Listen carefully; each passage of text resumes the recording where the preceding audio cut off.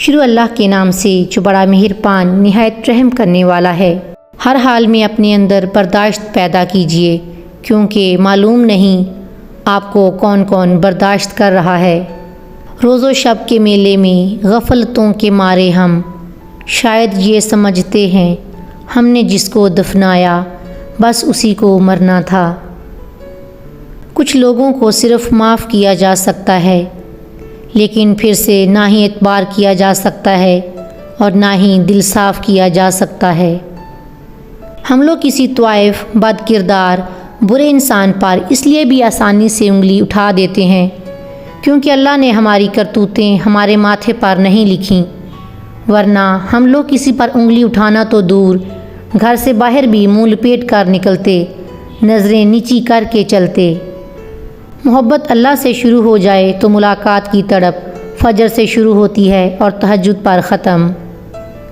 کسی نے ایک اللہ والے سے کہا کہ حضرت مجھے کوئی نصیحت فرما دیں۔ کہنے لگے بس دھیان رکھنا کوئی تمہاری اللہ سے شکایت نہ کر دے۔ میری ماں کہتی ہیں بیٹا دعا کرنا کہ شوہر آنکھوں والا ہو، جو دیکھ سکے تمہارے دکھ، تمہاری خوشی، تمہارا ہنسنا رونا۔ بہت لوگ آنکھوں والے ہوتے ہیں لیکن دیکھ نہیں سکتے، بیوی کے معاملے میں اندھے ہو جاتے ہیں۔ وہ شوہر ہو جو تمہیں دیکھ سکے۔ انسان کتنا ہی امیر کیوں نہ بن جائے، تکلیف بیچ نہیں سکتا اور سکون خرید نہیں سکتا۔ میں نے کبھی کوئی خواہش نہیں کی، میری صرف ایک خواہش ہے، دنیا کا سب سے زیادہ خوبصورت منظر دیکھنے کی۔ رات کا وقت ہو، سامنے کعبہ ہو، بارش برس رہی ہو، میرا سر سجدے میں ہو اور میں روؤں، اتنا روؤں کہ میرے سارے گناہ مٹ جائیں، میرا اللہ مجھے بخش دے، آمین ثم آمین۔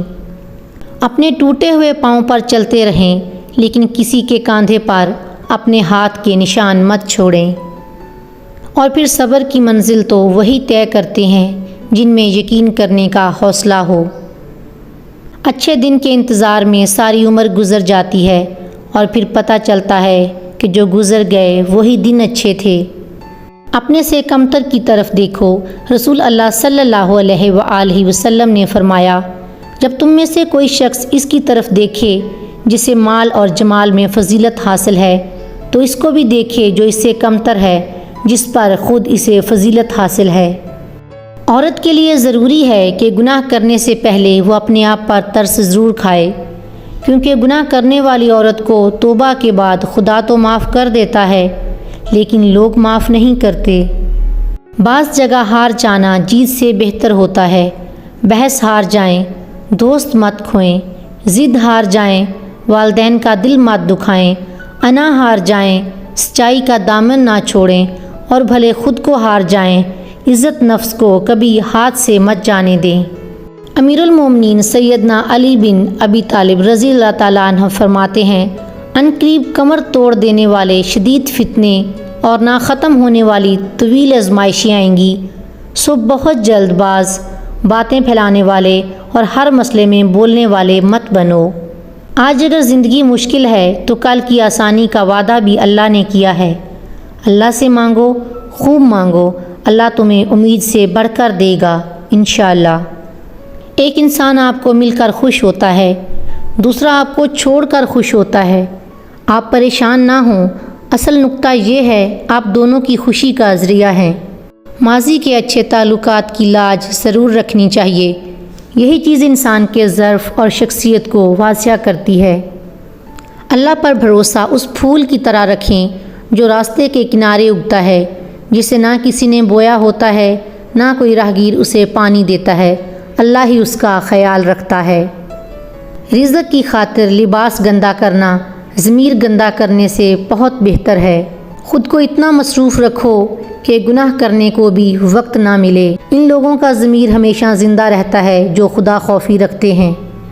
زندگی میں ایک بات ہمیشہ یاد رکھیں، مکھن لگانے والوں کے ہاتھوں میں ہمیشہ چاقو ہوتا ہے۔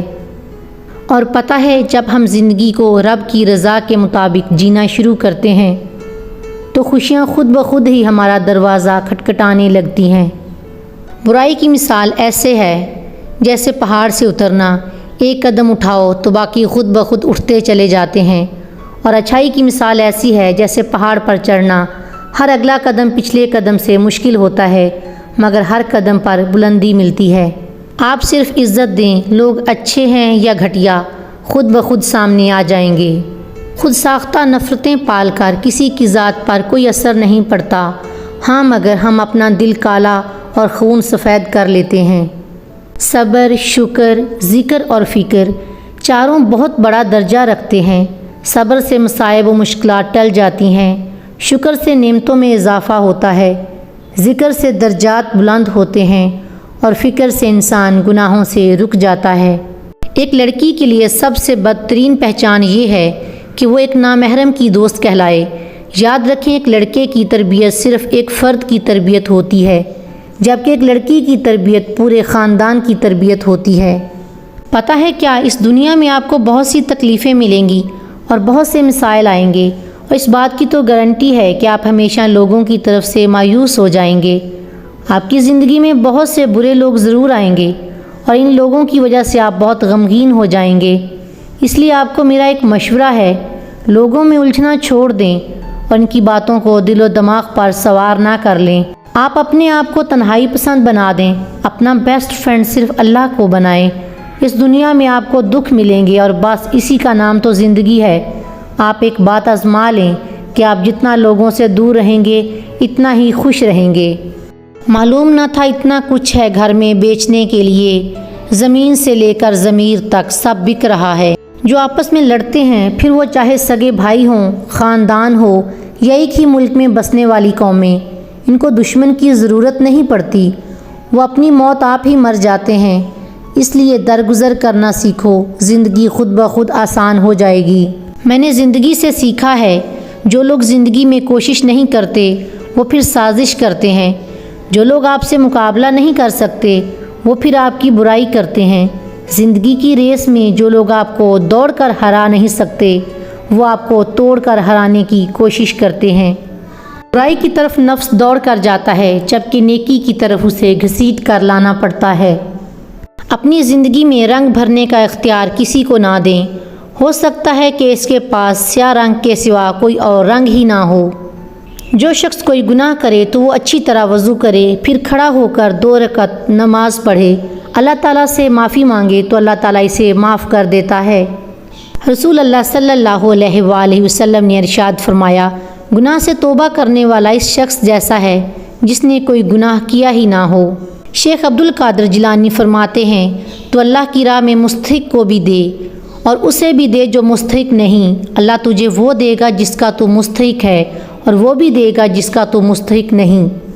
پانی بند ہونا تو صرف ایک امتحان تھا، ورنہ میرے حسین اس نسل سے ہیں کہ ایڑھی ماریں تو چشمہ جاری فرما دیں۔